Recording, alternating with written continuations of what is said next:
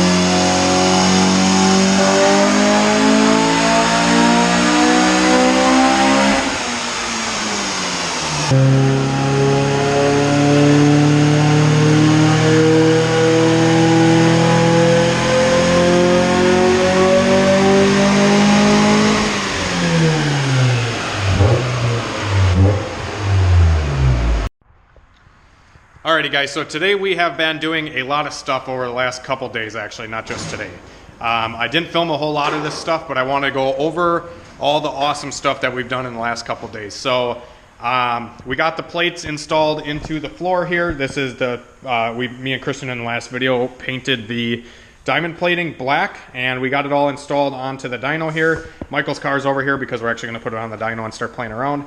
And we've been dynoing a few cars actually already. Like I said, we've just been so excited and so like, it's just crazy. Like I can't even explain to you guys the feeling that this dyno has brought me already. It's overwhelming. It's like super overwhelming, and I don't even know how to talk about it on camera. He's saying he's used more brain cells in the past 2 days. I have used more brain cells in the last 2 days than I have in the whole last year, yeah. Because we got the software to get the dyno reading horsepower and torque. So I know a lot of you guys have been really curious about this, and I wanted to kind of show you a quick overview. I'll probably make a completely dedicated video to this stuff, like into the software a little bit more. I'll probably make like dedicated videos on this. But to start, we did get the diamond plating obviously here, and then we got the kit from Your Dyno. If you guys don't follow me on Facebook or Instagram, you should definitely go do that, because I posted some pictures of the Your Dyno kit and what I all got in the box with the Your Dyno kit. So this kit was around, I think it was like $900 shipped, and it comes with the software box. I got a load cell and a RPM speed sensor for the roller. So I actually got all this stuff installed into the dyno already. I just kind of wanted to show you how I installed it and what I did to go about it. So this is the box. We got the box mounted up onto the wall here, and it's a very small compact unit, and it has a bunch of inputs and outputs. So we can have roller speed. We can have 2 different roller speeds here. We can have outputs for like a wideband or EGT or a whole bunch of stuff. Whatever you can think of, we can integrate it into this thing. So we have one load cell. We can have the option to add a second load cell if we wanted. We have like auxiliary inputs here. We have digital, is that what it says? Digital inputs and outputs right here. And yeah, so and then it just hooks up to the PC with a little mini USB cable right here. So I just have the load cell kind of running. We have the cords running into this obviously from the dyno, and I installed the load cell and the RPM sensor into the dyno here by attaching the load cell. So factory, the dyno here, this is an old Clayton unit. It did have a load cell already, and it did have a speedo, and I kind of wanted to show you guys the kind of crazy improvement in technology. So this is from the 70s. This is a load cell right here from the 70s, and it's pretty much just like a variable resistor, I was told. I know Darren Lobb's YouTube channel, he did something similar with a very similar Clayton dyno. If you guys haven't checked out his videos, you probably should, just because he did pretty much a lot of this same stuff, and he did cover some of this stuff a little bit differently than I did. He actually went through his dyno and rebuilt the brakes and rebuilt a whole bunch of stuff. I didn't do any of that because mine is still in very good shape and everything is working. But this is the load cell that came with the dyno. So this was attached to the end of the torque arm that goes on the end of the brake, and this thing is just like a big variable resistor. So it's very I don't know how accurate this was back in the day, but Darren said that his was pretty accurate on his. So it might actually work out all right, but we're not going to be using it, and I couldn't get any of this stuff to actually work with mine because, well, this is the speed sensor that was on the dyno as well, and this thing is completely shot. It was actually locking up and clicking really loud. We couldn't figure out what it was. We thought it was a bad bearing on the roller or something like that, but it was actually just because these speed sensors are so old. So this speed sensor is just like super old, and it looks like a little RC car motor, honestly. It just bolted onto the end of the roller. And then this little shaft right here, this literally looks identical to an RC motor, honestly. It's got the little cutout here, and this just kind of slipped into the end of the roller and, you know, spun out a readout off of here. And then, you know, all these wires kind of went to the big control box, which I don't have here anymore. So anyways, we did, I gutted this old stuff out of here. I got the old speed sensor out, and I got the old load cell. So the old speed sensor was junk, obviously, so we had to make a new one. So first, let's go to the load cell here. Sorry, there's so much shit, guys, that I've done in the last couple of days, I can't even think straight. I moved the water tank here. This is our water tank. I filled this up with antifreeze, welded the top back on, got the hoses ran, cut the diamond plating here so we can run the hoses out cleanly. We got the air hose tied up here.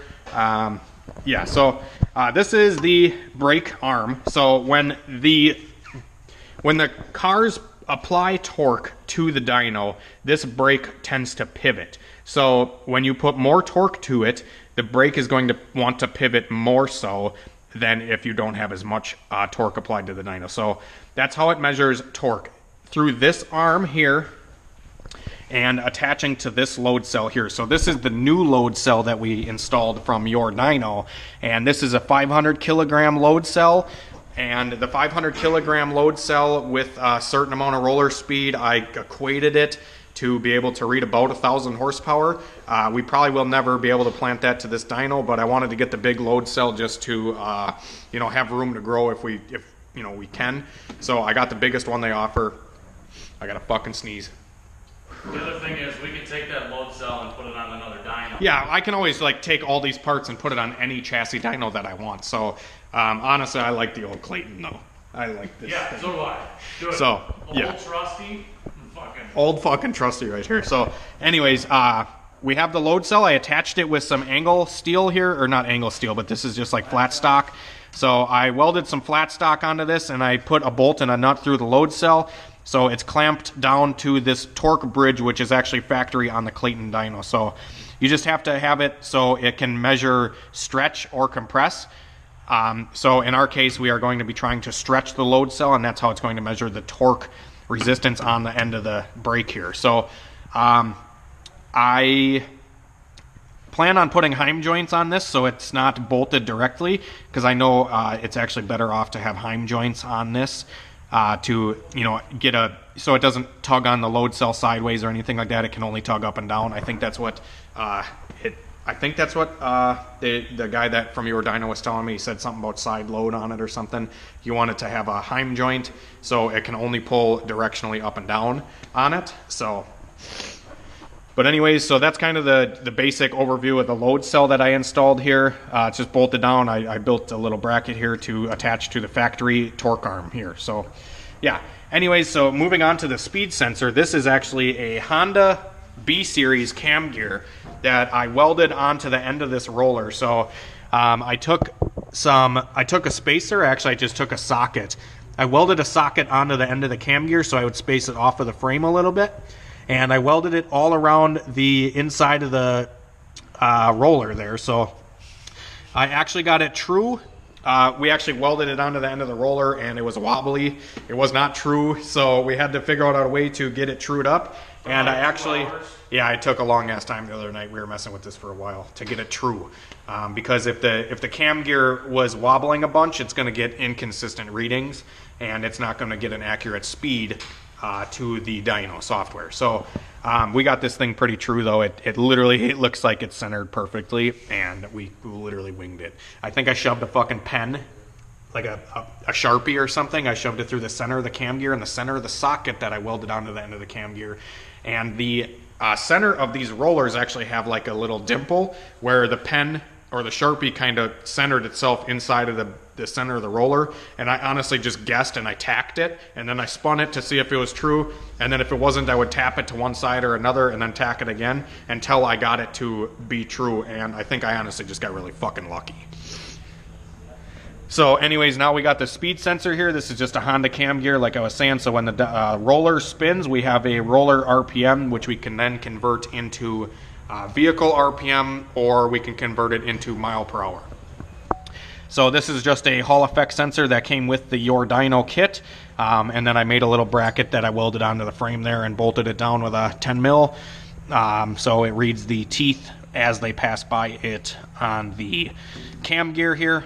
So yeah, so anyways, this that's pretty much the overview of the two sensors that I had to hook up. There is more sensors that you can hook up, but actually no, you really only need roller speed and the load cell. So yeah, technically I didn't even really need the load cell if I was just going to do inertia testing, but since I have the brake on this dyno and it has the ability to be able to load a car instead of just doing inertia, I figured I would get the load cell and install it. So, and it actually works out really well. So those two sensors just get ran up into the Your Dyno box, like I was saying, and then I actually mounted the old Clayton unit right here. So we have all this stuff kind of set up here. All the wiring is behind this guy, and I ran all the wiring from the dyno into the box, and we actually mounted everything up on the wall here. So this is really slick. So yeah, and then I just mounted this little power strip here on the wall so we can plug in the dyno and we can plug in like the computer and all that kind of stuff. So I got a little shelf here, keyboard, mouse. I got my little PC that I was telling you guys about in the last couple of videos. It's just a really small Lenovo. It's got an i3 processor, a solid state, and some other things that works out really well. So this little PC kicks ass, and we brought it out here. Just kind of did some wiring, you know, got the power supply down here running into there. And then we got this TV. I got this TV from the pawn store for 120 bucks, and it's a 46-inch Sony. And we have the PC running into the TV here, so we can, you know, we can actually just, we can have all our power curves and everything on the big screen here. So this is the basic layout of the software. We're actually dynoing Christian's car. We're still playing around with a bunch of stuff, but we have the dyno working completely. Christian's car makes 428 horsepower, 396 pound-feet of torque. This is the last run that we just did right here, guys. And the dyno actually has, like, there's so much shit I could talk about, guys. I don't know where to fucking stop. I really don't. But like the dyno actually has built-in temperature, humidity, pressure, and it does all the compensation for you. So like if you go under the options here on the software, we literally have corrections, so we can enable horsepower correction. Pressure and humidity sensors are attached. Manual enter data, why does it say that? We should use the sensor data. Okay, so that could be why it made more or less horsepower too. But current temperature here, yeah, so use sensor data. I don't know why it was on manually enter data for some reason, but this is enable correction. Maybe we should try that with your car again. So this is the environmental correction factor, and this says enable the horsepower correction, which we don't have it enabled. Yeah, I bet you our go back to manual ones. We're at, yeah, look at that. Yeah, because it's at 75 degrees. Air pressure is at 1,000. We're only at 55% humidity and 74 degrees, and you go to this and we're at 62, 200 less, and temperatures are way different. Yeah. So anyways, guys, we got the big TV here with the Your Dyno software. I got everything kind of plugged in. It was actually kind of a little bit of a pain in the ass. Me and my buddy Jake were out here, and we were trying to get the dyno to talk to the computer, and we had to go through like some startup stuff. It's all on the Your Dyno website to kind of get the dyno to talk to the PC, because it was not even recognizing it at first. But anyways, so the TV is awesome. I think this is like a little perfect little size for our shop here, so it just fits perfectly. Like, this is just so fucking awesome. I can't believe it. Biggie and I were saying.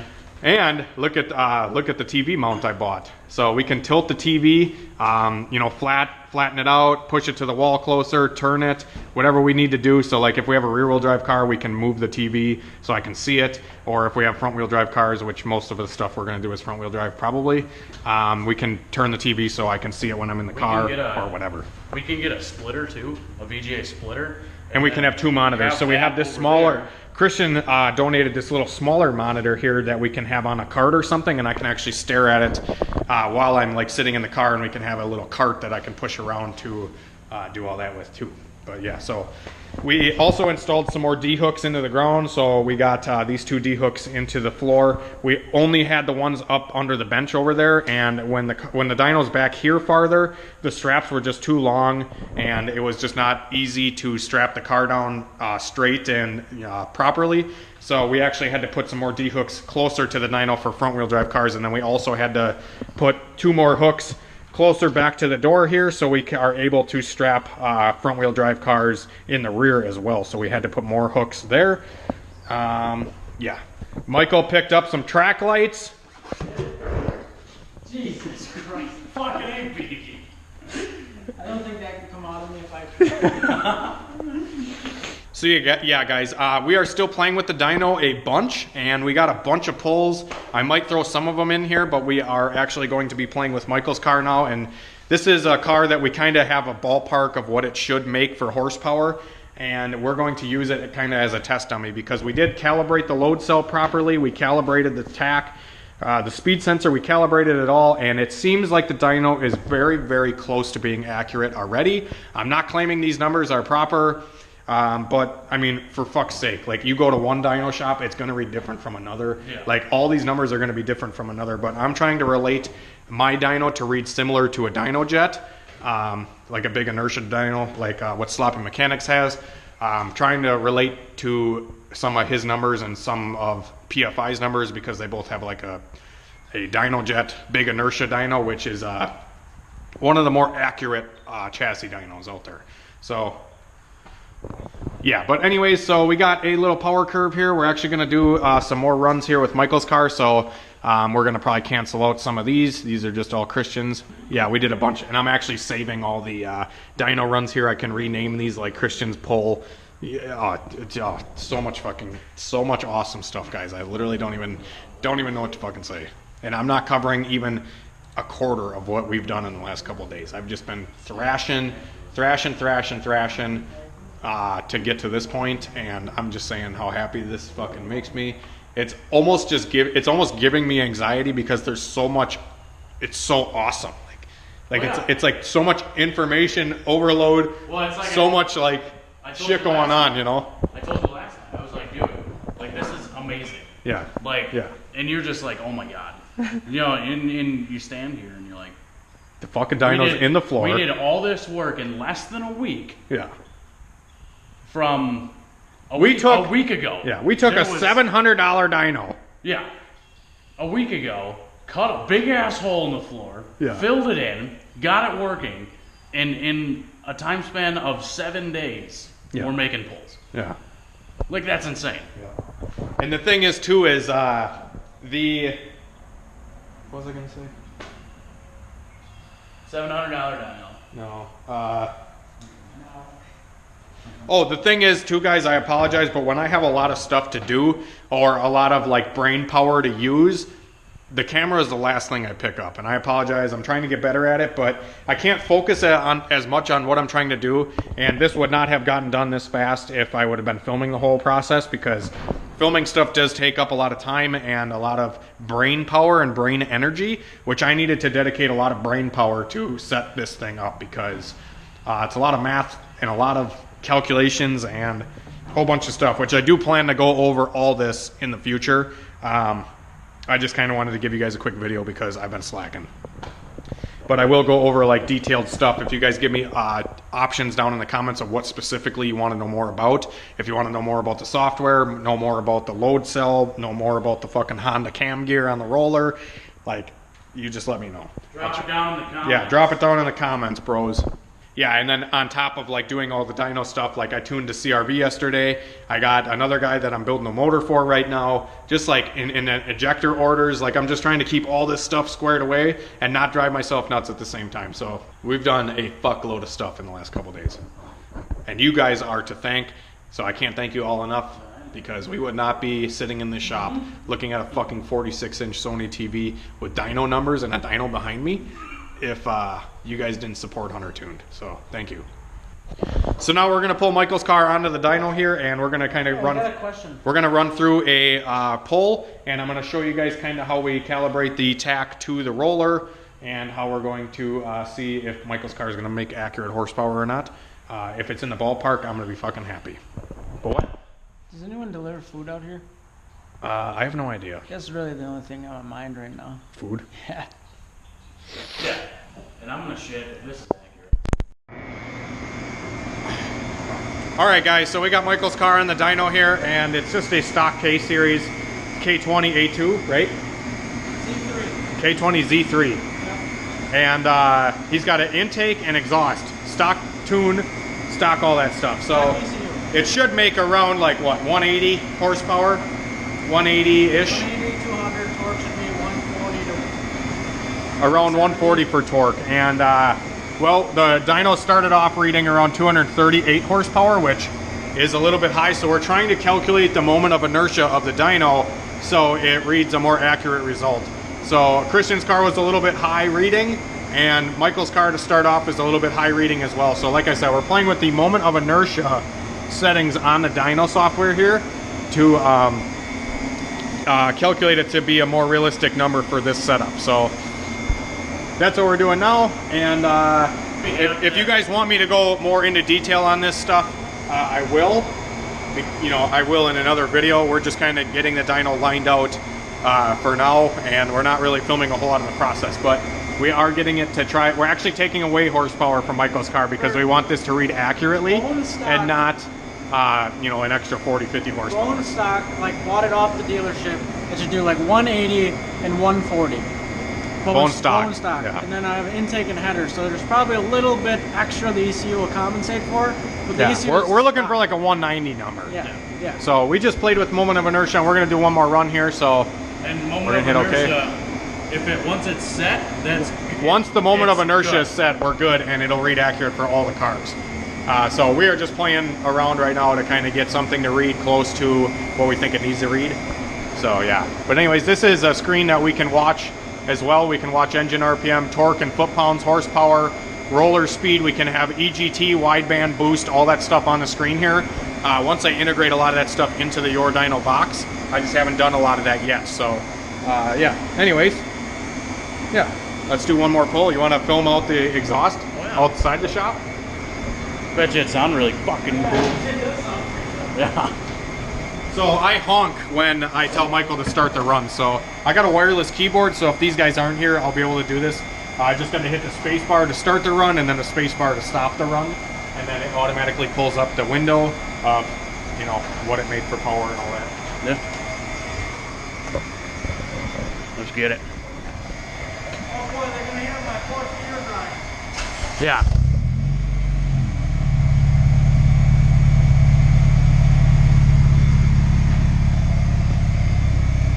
Get all them fumes. You want a radio? What? You want a radio? We're talking about Beatty's radio now. Long story, I'll tell you later.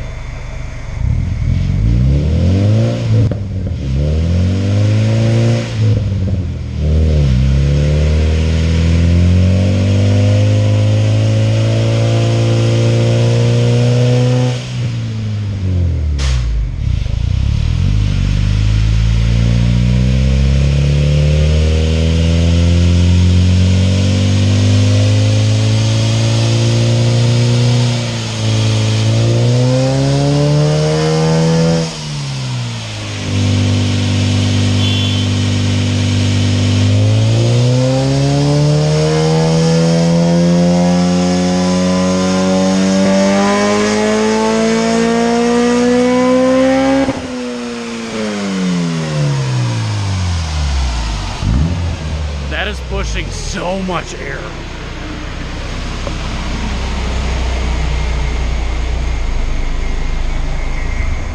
So the setting you change it to, we actually gain power.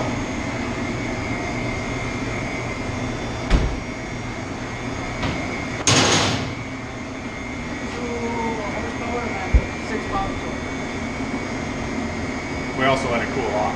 Yeah. So I bet you it's sitting. Alrighty guys, I don't even know what to say. I'm so happy that this fucking shit works.